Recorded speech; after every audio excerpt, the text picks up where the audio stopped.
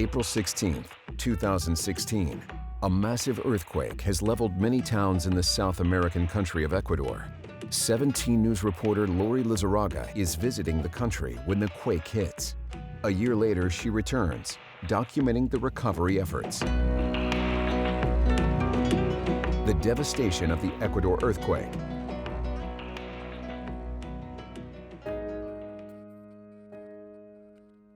From earthquakes to hurricanes, flooding to tornadoes, this year has seen no shortage of natural disasters. Each side of the country and countries far beyond the US, face to face with a fierce Mother Nature. Hurricane Harvey hit August 25th as a Category 4 storm, with winds of 130 miles per hour near Rockport, Texas. Some places in and around Houston saw 5 feet of water that flooded and in some cases destroyed an estimated 200,000 homes. Just days later, Hurricane Irma began to form in the Atlantic. And 2 weeks after that, Hurricane Maria, both storms punishing Puerto Rico with life-threatening winds and flooding that turned streets into rivers. Puerto Rican authorities estimate there's anywhere from $45 billion to $95 billion damage to the island's infrastructure. And that was just the beginning. 17 named storms developed before the end of November. It was by far the costliest Atlantic hurricane season on record, with a preliminary total of more than $368 billion in damage. But natural disasters come in many forms. An earthquake in Mexico, a mudslide in Colombia, monsoon flooding in Bangladesh, wildfires in California. The list goes on and on. So what does recovery, and more challenging long-term recovery, look like in the face of such devastation?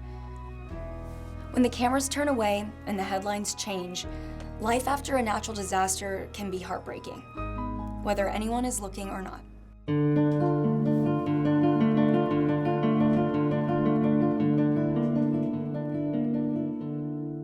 One natural disaster in South America over a year ago sheds unnerving light on the uphill reality of long-term recuperation. I spent a lifetime learning about Ecuador from my mom, born and raised Ecuatoriana. But it wasn't until I lived there in 2016 that I really understood what it meant to have a deep love for another country and for its people. Ecuador is a vibrant country, named for its location on the equator. It's the smallest Andean country positioned on South America's Pacific coast. Ecuador has a population of 16.4 million, mostly Spanish-speaking citizens. That's smaller than the state of New York by roughly 3.5 million people. I love Ecuador because it's the country where I was born, where I have my friends and my life. It's a beautiful country. What's not to love? According to World Bank stats, 23% of the population live below the national poverty line.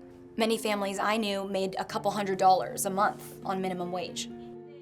The people are happy, although we face many challenges. We try to stay positive. For many Ecuadorians, though, life is simple and needs are few.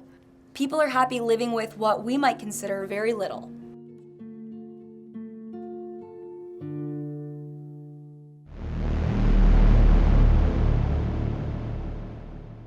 Geographically and geologically, Ecuador falls along the Ring of Fire. And it's a very large boundary, so and it encompasses many different tectonic boundaries, but together they all are sort of referred to as the Ring of Fire because of all the volcanoes that ring the Pacific Ocean. The majority of Earth's fault lines fall along this ring. And it's that plate boundary that actually is where we have a lot of friction and a lot of stress developing, and when that ruptures and breaks, then that's when we have a really large megathrust earthquake.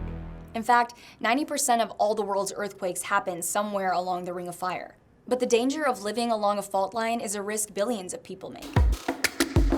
I've been living here in Ecuador for some 12, 15 years now. And I love Ecuador. I think it's an amazing place. The people, the openness, the way people care for each other. The culture, traditions, and unhurried way of life far exceed any fears geology might pose. Usually. Life is beautiful here in Ecuador. My personal lifelong connection to the little country of Ecuador inspired my 6-month trip there in 2016. Christy, Stevie, Tim, and Abby, my brothers and sisters and I grew up on stories of Punta Blanca and the ocean. My mom's childhood home, my grandpa's love of fishing. I spent time in Ecuador on short trips growing up, but never for very long. So when I graduated college, I knew the first thing I wanted to do was spend time getting to know my Ecuadorian family and to learn about my heritage. It was April 2016, and it was summer in Ecuador. Children were out of school, tourists were fueling the local economy, incredible waves filled the warm ocean, and the locals threw parties every night of the week. But life is funny that way. Everything can change in an instant. And in this case, it did. Entire towns in Ecuador have been reduced to piles of rubble. Brick and debris were falling on us, but the fear was so big that we couldn't even feel it. I was shaking and yelling. I thought it was the end of the world. A crushing 7.8 magnitude earthquake hit Ecuador. It was awful to see buildings fall and people being crushed underneath them. It's something I've never seen. We heard people screaming. The lights went out. Everything was dark. No light, no water, nothing. In that moment, I felt like we were all going to die. Some of the earliest reports claimed dozens had perished. We saw our neighbor with her grandchild and daughter-in-law all hugging, crushed under the rubble. By the end of the week, it's believed up to 500 people in this area alone may have been killed. Handfuls turned to hundreds. Here in Puerto Viejo, where the ground continues to occasionally shift, many are living in fear. They are sleeping outside under tents because they are worried their roofs will collapse on them. For me, the most heart-wrenching thing to witness was families and neighbors digging their loved ones from underneath the rubble, only to find out they were already dead. It was hard to conceive the pain and suffering they were going through. Since that day, our lives changed completely. I never could have imagined we would live like this. Never. The rebuilding process is slow. 17 News reporter Lori Lizarraga captures the recovery efforts 1 year after the Ecuador earthquake.